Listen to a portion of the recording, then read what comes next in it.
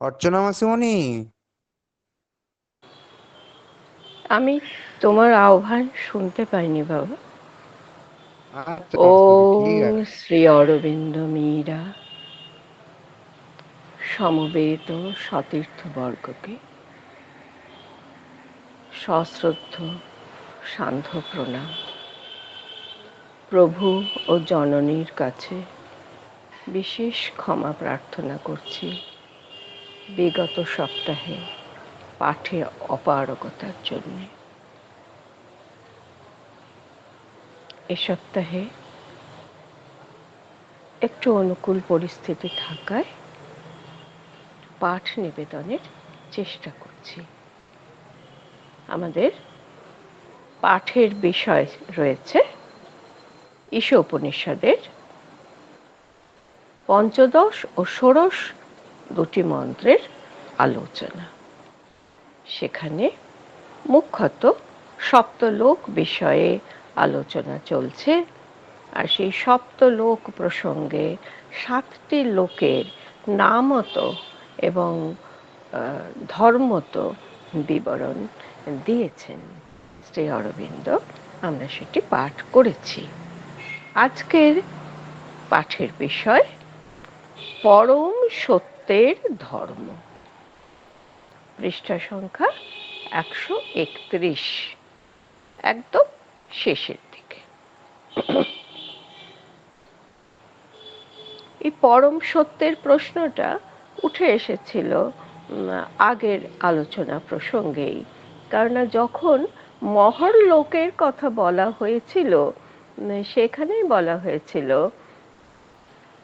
বিশুদ্ধ সম্বোধিজাত বিজ্ঞান বা তত্ত্বজ্ঞ ভাবনা পরম সত্তা ও সম্ভূতি উভয়ের মধ্যেই নিজেকে দেখে।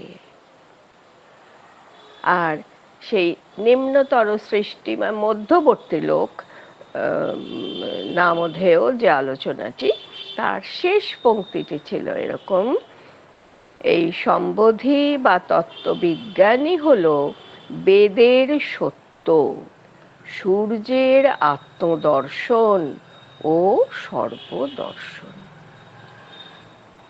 অত্যন্ত স্বাভাবিক প্রক্রিয়ায় এই অন্তিম পংক্তি থেকে আজকের বিষয়টি উঠে আসছে, পরম সত্যের ধর্ম।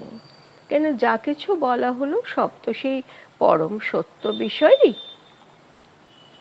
তাহলে যা বেদের সত্য, যা সূর্যের আত্মদর্শন, যা সর্বদর্শন, সেই যে পরম সত্য, তার ধর্মটি কি? আজ সেটি বলছেন প্রভু। এ সত্যের মুখ একটা উজ্জ্বল আবরণে, যেন স্বর্ণপাত্রের দ্বারা আচ্ছাদিত। আবার আমাদের ঈশাশ্রুতির সেই মন্ত্রাংশ মনে পড়বে: হিরণ্ময়েণ পাত্রেণ সত্যস্যাপি হিতং মুখম। আর এই আচ্ছাদনের প্রকারটি কিরকম? অর্থাৎ আমাদের মানব চেতনার দৃষ্টি থেকে নিগূঢ়। আমাদের স্বাভাবিক যে মানব চেতনা, যা প্রত্যক্ষ বেদ্য অনুমান বেদ্য বিষয়কে গ্রহণ করতে পারে, তার থেকে, তার দৃষ্টি থেকে অন্তরালে থাকে। অন্তরালে থাকার কারণটিও বলছেন, কারণ মনোময় জীব আমরা।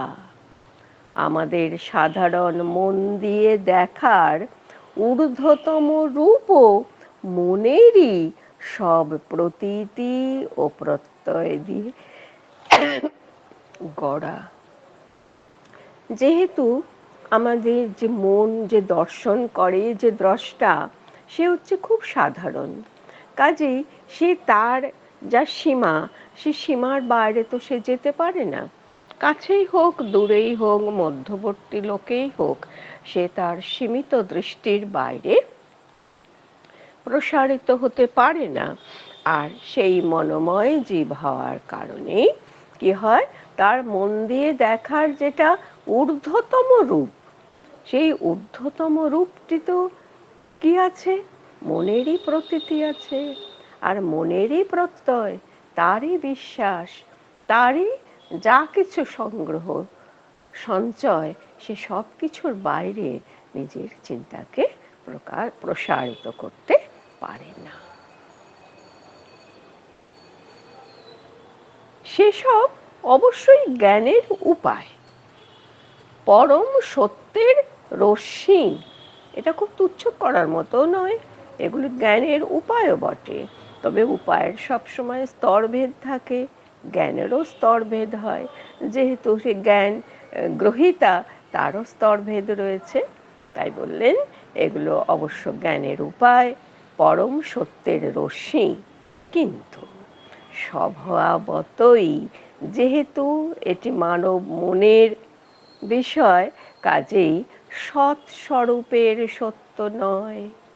তাহলে সত্যের রশ্মি, পরম সত্যের রশ্মি, এতে কোনো ভুল নেই, কিন্তু সৎ স্বরূপের সত্য নয়। কার সত্য? বাহ্য রূপের সত্য মাত্র, যেহেতু তা এই মনোময় মানবের প্রতীতি দিয়ে গড়া। আর সেসবের সাহায্যে আমরা বস্তুর প্রতিভাসের জ্ঞান সুবিন্যস্ত করে তার পশ্চাতের সত্য অনুমান করতে চেষ্টা করি। তাহলে চেষ্টা যে একেবারে থাকে না তা নয়, কারণ মনের ঊর্ধ্বতম রূপটিও তার কাছে ধরা পড়ে, কিন্তু সেগুলো কি হয়, তারই সীমিত প্রতীতি প্রত্যয়ে যেহেতু গড়া, কাজেই সব জায়গায় একটা সীমার বন্ধন একটা থেকে যায়। তার দিক চক্রবালও তার মতোই কথঞ্চিত অবিস্তৃতই থেকে যায়। সেজন্য খুব সহজে বলছেন যে সে তার পশ্চাতে সত্য অনুমান করতে চেষ্টা করে। না, আমরা চেষ্টা করি আমাদের মন দিয়ে, কিন্তু সত্যকে সরাসরি অনুধাবন করতে পারি না। সত্য যে প্রত্যক্ষ বেদ্য, কারণ সৎ স্বরূপ, তাকে তো আর এই চারটি প্রমাণের উপরে নির্ভর করে থাকতে হয় না, কিন্তু তার অনুমান করার চেষ্টা মাত্র সম্ভব হয়। আর এটাই বলছেন, এর থেকে যেটি নির্যাস হিসেবে পাওয়া যাচ্ছে, যে সৎ স্বরূপের সত্যই প্রকৃত জ্ঞান। তাহলে সৎ স্বরূপের সত্য প্রকৃত জ্ঞান, তা যদি হয়, তা যাহা স্বভাবতই সৎস্বরূপের সত্য নয়, বাহ্যরূপের সত্য মাত্র, তার পক্ষে কখনোই তার প্রত্যক্ষ বেদ্য সৎ স্বরূপের সত্য হওয়া সম্ভব নয়। তাই বললেন যে সৎ স্বরূপের সত্যই হলো প্রকৃত জ্ঞান, মাত্র বাহ্যরূপ বা প্রতিভাসের সত্য জ্ঞান নয়। তাহলে এখানে মানব মনের সীমিতির কথা বলা হলো। প্রসঙ্গ কিন্তু সীমিতি নয়, প্রসঙ্গ হচ্ছে পরম সত্যের ধর্ম। আর সেই জন্যেই আমাদের মধ্যে পরম সত্যের ধর্ম ও ক্রিয়া অভিব্যক্ত হওয়া প্রয়োজন। সব বস্তু ঠিক যা, তাহলে এই পরম ধর্মের, পরম সত্যের ধর্মটি কি, তার ক্রিয়ার অভিব্যক্তির স্বরূপটিই বা কেমন হবে, সেটা শিখতে হবে। সাধনার মাধ্যমে সাধক সেই লোকে পৌঁছতে পারবেন, যদি তিনি সচেষ্ট থাকেন, যদি তার গ্রহিষ্ণুতা থাকে, যদি তার পূর্ণ সমর্পণ থাকে। তখন কিভাবে শিখতে হবে? সব বস্তু ঠিক যা, তার সৎ স্বরূপে যা, আমরা যা, তা দেখতে আমাদের শিখতে হবে। দুটোই দেখতে শিখতে হবে। বস্তু স্বরূপও শিখতে হবে, নিজেদের স্বরূপও বুঝতে হবে। সেই শেখাতে কি হয়, সেই শেখাতেই এই পরম সত্যের ধর্ম আর ক্রিয়ার অভিব্যক্তির কাছাকাছি হলেও পৌঁছানো যেতে পারে। তাহলে এটা কি নেই এখন? অবশ্যই নেই, সেই জন্যেই এর কথা বলছেন প্রভু। আর বর্তমানে তাহলে কি আছে সেটাও তো বলতে হবে, যে আমাদের ডেফিসিয়েন্সিটা কোথায় আছে। বর্তমানে আমাদের কাজের যা ধারা, তাতে আত্মজ্ঞান ও সংকল্প বিভক্ত হয়ে গেছে। বিভক্ত হয়ে গেছে মানে তাদের মধ্যে একটা বিচ্ছিন্নতা এসেছে। নেই তারা সে কথা নয়, কিন্তু তাদের পূর্ণ সংযুক্তি নেই, তাদের পূর্ণ একত্বানুভব নেই। আমাদের অস্তিত্ব অপর সবার থেকে পৃথক।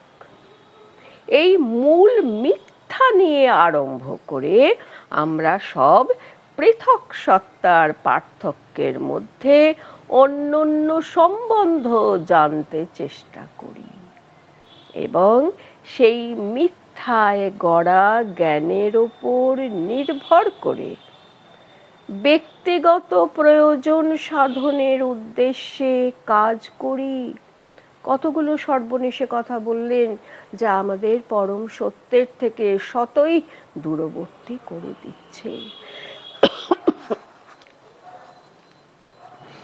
প্রথমে কি হয়, যে একটা মূল মিথ্যা আমাদের শুরুর স্তম্ভ।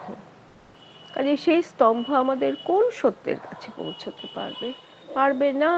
বলছে আমাদের অস্তিত্ব সবার থেকে অপর সবার থেকে পৃথক। এই যে বেষ্টি জ্ঞান নিয়ে তুষ্টি, এই বিষয়টাই কি করে দিচ্ছে, এই মূল মিথ্যা দিয়ে আমরা শুরু করছি। তারপর কি করছি, তাহলে সবাইকে বেষ্টি বেষ্টি বেষ্টি বেষ্টি করে আলাদা আলাদা করে দেখছি, দেখার পরে তাদের মধ্যে সম্বন্ধ খোঁজার চেষ্টা করছি। সেটাকেই প্রভু তার অপূর্ব যে প্রকাশভঙ্গি, তাতে এইভাবে যা অনুবাদের মধ্যেও প্রকাশ পেয়েছে তা দিয়ে বললেন যে কি করছি না, পৃথক সব পৃথক সত্তার পার্থক্যের মধ্যে পার্থক্যগুলোকে প্রথমে স্বীকার করলাম, গোড়ায় গলদটা করে ফেললাম, তারপর তাদের ওই জোড়া দেয়া, সেই জিগস পাজলের মতো আগে গোটাটাকে যা সত্য ছিল সেই সত্যকে আগে খণ্ড বিখণ্ড করে ছড়িয়ে দিলাম, তারপর তাদের খুঁজে খুঁজে নিয়ে এসে না না এরাই তো সত্য এই বলে তাদের আবার একত্র করার চেষ্টা, একটা অন্যান্য সম্বন্ধ জানার চেষ্টা, একের সঙ্গে অপরে যে সম্বন্ধ রয়েছে সেই সম্বন্ধটি জানার চেষ্টা হয়। আর তার ফলটা কি হচ্ছে, এই যে মিথ্যায় গড়া একটা জ্ঞান তৈরি হয়। যারা সমষ্টি তারই অংশ, যারা পরমের মধ্যেই অনুস্যূত হয়ে আছে, প্রথমে তাদের আলাদা আলাদা করে ভাবলাম, তারপর তাদের জোড়ার কথা ভাবলাম, যখনই আলাদা করেছি তখনই তো তার জোড়া আলগা হয়ে গেছে। কাজেই আবার তাদের যখন এক করছি, আমার মধ্যে টনটনে জ্ঞান কাজ করছে যে আমি অনেক পৃথক পৃথক সত্তাকে একত্রিত করার জন্য বাহাদুরি নিতে পারি। কিন্তু যেহেতু ঘটনাটা তার নয়, তার ফলে কি হয়, এর দ্বারা আমরা সেই মিথ্যায় গড়া জ্ঞানের উপরে নির্ভর করে থাকি, কারণ ভিত্তিতেই তো মূলটাই তো মিথ্যা রয়েছে। মূল মিথ্যা দিয়ে আরম্ভ করে এত কঠিন কথাটা তিনি উচ্চারণ করেছেন। জ্ঞানের উপর নির্ভর করে ব্যক্তিগত প্রয়োজন সাধনের উদ্দেশ্যে কাজ করি, আর সেখানেই মানব মনের সীমিতি তাকে পরম সত্যের থেকে দূরের দিকে ঠেলে দেয়। পরম সত্যের ধর্ম আমাদের মধ্যে কাজ করলে তাহলে কি হতো, আমরা এই দৃশ্য দেখতাম না, এই কর্মে প্রণোদিত কেউ আমাদের করতে পারত না, বরং আমরা দেখতাম যে আমাদের সমগ্র অস্তিত্বের মধ্যে অপর সবাই অন্তর্ভুক্ত। এটি হলো প্রথম জানা। আর দ্বিতীয় জানাটা কি হতো, আমাদের অস্তিত্বের সব রূপ সমগ্রের ক্রিয়ার দ্বারা গঠিত। সব রূপ সমগ্রের ক্রিয়ার দ্বারা গঠিত, লক্ষ্য করতে হবে। পৃথক পৃথক রূপ পৃথক পৃথক জনের পৃথক পৃথক ক্রিয়ার দ্বারা গঠিত হয়ে তারপরে একসঙ্গে আসেনি। আরো কি হয়েছে?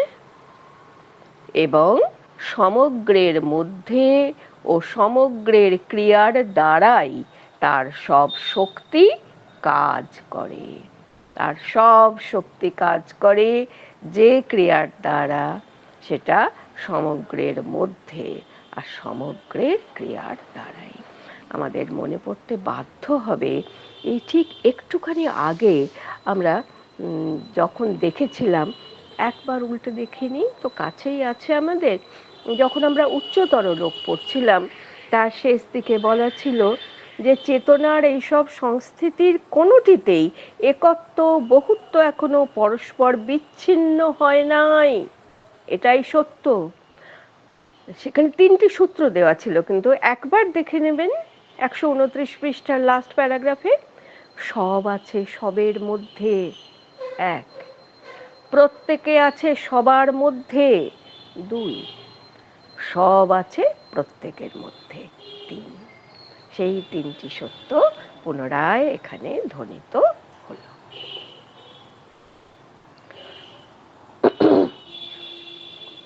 তাহলে সত্যকে বিকৃত করে মিথ্যা রূপে প্রতিফলিত করাই যার প্রকৃতি, এমন একটি মধ্যবর্তী তত্ত্ব থেকে উত্থিত না হয়ে আমাদের আন্তর ও বাহ্য ক্রিয়া স্বাভাবিক ও সাক্ষাৎভাবে আমাদের আত্মসত্তা থেকে ও বস্তুর মূল সত্য থেকে উৎসারিত হতো, যদি পরম সত্যের ধর্ম আমাদের মধ্যে কাজ করত। তাহলে আমাদের দেখার সেই সামগ্রিকতাটিও আমরা লাভ করতে পারতাম।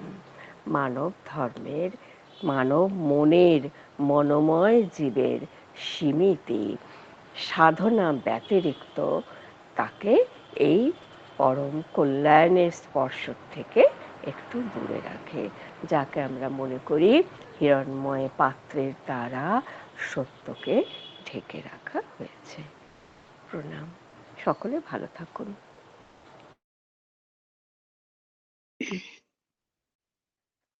ওম শ্রী অরবিন্দ মীরা। আমি আজকে শ্রী অরবিন্দের লেটার্স অন যোগা থেকে কোনো একজন ডিভোটি আর কি কোনো একজন কোশ্চেন করেছিলেন, চৈত্য সত্তা কি, তারই উত্তরে তিনি যা লিখেছেন সেইটি আমি আজকে একটু পাঠে থাকছি। জয় মা। অন্তরাত্মা ব্র্যাকেটে সোল, সেই সাথে চৈত্য শব্দটি ইংরেজি ভাষায় অত্যন্ত অস্পষ্টভাবে এবং বহু ভিন্ন ভিন্ন অর্থে ব্যবহৃত হয়। অধিকাংশ সময় সাধারণ কথনে মন এবং অন্তরাত্মার মধ্যে কোনো স্পষ্ট বিভেদ টানা হয় না, এবং এমনকি প্রায়শই একটি আরো গুরুতর বিভ্রান্তি ঘটে, কারণ বাসনাময় প্রাণ সত্তা মেকি অন্তরাত্মা বা বাসনাময় অন্তরাত্মা এবং চৈত্য শব্দ দুটি দ্বারা উদ্দিষ্ট, এবং বিশুদ্ধ অন্তরাত্মা চৈত্য সত্তা নয়। চৈত্য সত্তা মন বা প্রাণ থেকে বেশ আলাদা। এর অবস্থান তাদের পিছনে হৃদয়ের গভীরে, যেখানে তারা মিলিত হয়, সেখানেই এর কেন্দ্রীয় স্থান। কিন্তু হৃদয়ের পিছনে হৃদয় নয়, কারণ মানুষ যাকে সাধারণত হৃদয় বলে সেটি হলো আবেগের অবস্থান স্থল। মানসিক আবেগ হলো মানসিক প্রাণিক প্রণোদনা। প্রকৃতিতে তারা সাধারণত চৈত্তিক নয়। মানস এবং প্রাণ শক্তি ছাড়া অধিকাংশ ক্ষেত্রে গোপন অন্তরালে এই শক্তি হলো প্রকৃত অন্তরাত্মা, আমাদের ভিতরকার চৈত্য পুরুষ। যাই হোক, চৈত্যের শক্তি মন, প্রাণ এবং দেহের উপর ক্রিয়া করতে পারে, পরিশুদ্ধ করে চিন্তা এবং ধারণা ও আবেগ, সেটি তখন চৈত্যকে অনুভূতিতে পরিণত হয়, এবং ইন্দ্রিয় বোধ ও কর্ম ওঠে আমাদের কর্ম এবং আমাদের মধ্যে অন্য সবকিছুকে এবং সেগুলিকে দিব্য বৃত্তি হয়ে ওঠার জন্য প্রস্তুত করে। চৈত্তিক শব্দটি সাধারণত চেতনার অভ্যন্তরীণ গতিবৃত্তি বা মনস্তত্ত্বের যে কোনো ইন্দ্রিয় গ্রাহ্য বিষয়ের ক্ষেত্রে ব্যবহৃত হয়, কিন্তু এখানে আমি শব্দটিকে একটি বিশেষ অর্থে ব্যবহার করেছি, যা গ্রিক শব্দ সাইক, যার অর্থ অন্তরাত্মা বা সোল, এর সঙ্গে সম্পর্কিত। কিন্তু সাধারণত মানুষ অন্তরাত্মা এবং মানসিক প্রাণিক চেতনার মধ্যে কোনো পার্থক্য করে না, তাদের কাছে এই দুটি জিনিসই অভিন্ন। জয় মা, আমার পাঠ এখানে শেষ হলো।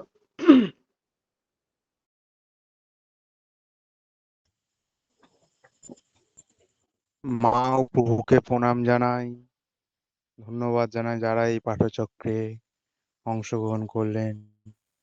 প্রত্যেককে অসংখ্য ধন্যবাদ ও শুভরাত্রি জানিয়ে, মা ও প্রভুকে প্রণাম জানিয়ে আজকে আমাদের পাঠচক্রে এখানেই বিরতি টানছি। জয় মা, জয় শ্রী অরবিন্দ।